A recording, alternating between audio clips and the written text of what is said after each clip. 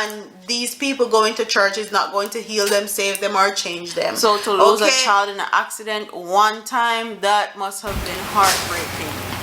Hi guys, welcome to Brains and the Beat. If you're new here, please like, comment, share, and subscribe. And if you're oldie but goodie, thank you for staying tuned to your girl. So in today's video, we're going to be talking about the 8-year-old that was stabbed by his father. And it says, according to police, about 12:30 a.m., they went to a house in Comfort to question the man in relation to a certain disturbing allegations. Upon seeing the lawman enter in the yard, the man reportedly locked himself inside the house and threatened to kill himself and his 8-year-old son if the police did not leave the premises. The man is said to have turned on 2 cooking gas cylinders in the house and threatened to set the place ablaze. The fire department was called in to assist in gaining entry to the house to rescue the boy.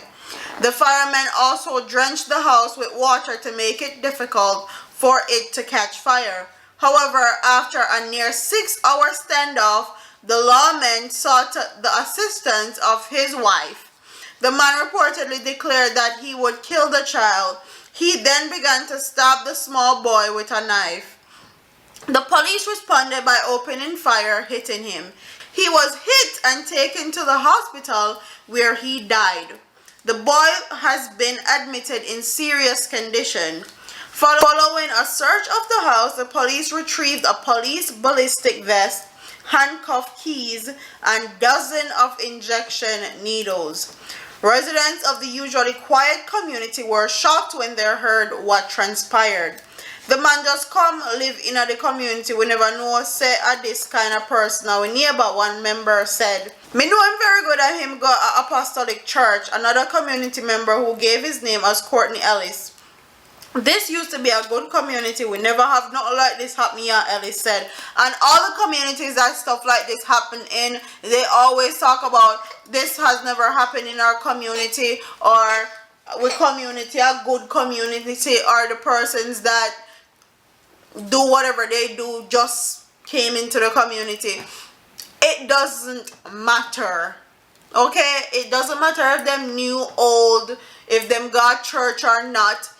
There are people in your community that are murderers, rapists, drug dealers, gunslingers, and that's just the fact of the matter. No matter if in God, church, or any of that, he is who he is.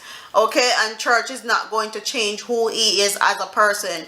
They're saying that he sexually molested his daughter. I don't know if it's his stepdaughter or his real daughter. But these things are happening too much. Our children are being sexually assaulted too much. And I know people are going to say it's been happening for years. Now we are actually putting it out there. Now we know what's going on. Now we know the signs to look for. Now we know the precautions to take. So I don't want to hear excuses from anybody at all. People like this are out there. You need to protect your child. If you're a woman and you look one man, you never know. The man where they with maybe rapists, killer, drug dealers, and all these things, and he does a good job of faking it, or playing 2 personality, or like, you never know. So you have to be really, really careful. And I don't want to hear the church people them talk about God. God has been coming for years, and all knowing can't seem to come and save these children from getting molested off and killed off Jamaica. So I don't know what to tell those people. Let's get into this story, and it's very sad. And it says a Jamaican family has been plunged into mourning following a 2-vehicle crash on Interstate 95 in Deerfield, Florida on Sunday that claimed the lives of 2 sisters ages 2 and 5 years old.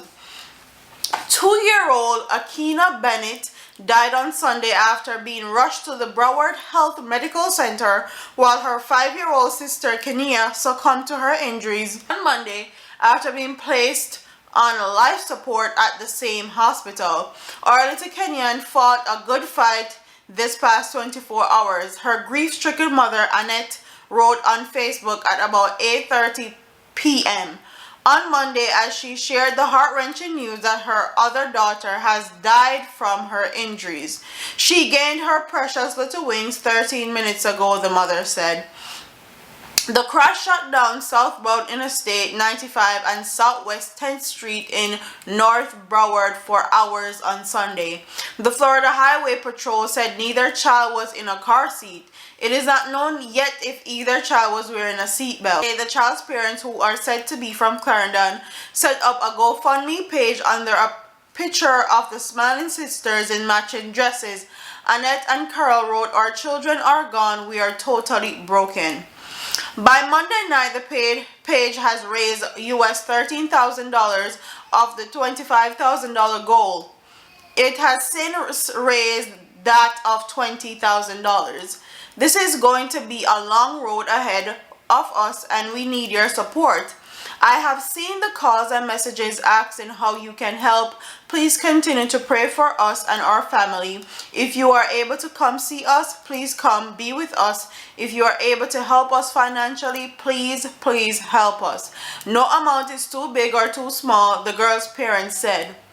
The children were on their way to a church service with their godmother, 34-year-old Rashida Ray of Deerfield Beach, when the crash occurred. According to media reports, the girl's parents were reportedly at a wedding in New York.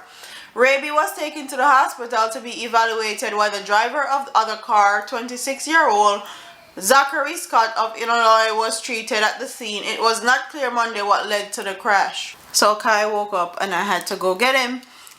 This is very sad and very disheartening. And one thing I always say when stuff like this happens, please make sure you have life insurance for not only yourself but also your children. I don't care how young they are or any of that. Make sure you have life insurance for them. Make sure you set up a college fund. Those are two things that when you're a parent are supposed to be in place for anything that can happen. Kai is 9 months. He has life insurance and he's also have his college fund set up. And I always wanted to put that into place for my child because I didn't have that. So I want to change the cycle of me, how I grew up. So I'm making sure I put things into place for my child. So if anything were to happen to him, I don't have to go around asking for help or asking for financial support. So that's one thing that Jamaican people need to invest in. Instead of buying those Louis Vuittons or going to this party, put that money into his savings account or his college fund or life insurance. Put your children's future and life first. But condolence goes out to the family. It's very hard when you lose one child, much less losing two. That must be heart-wrenching.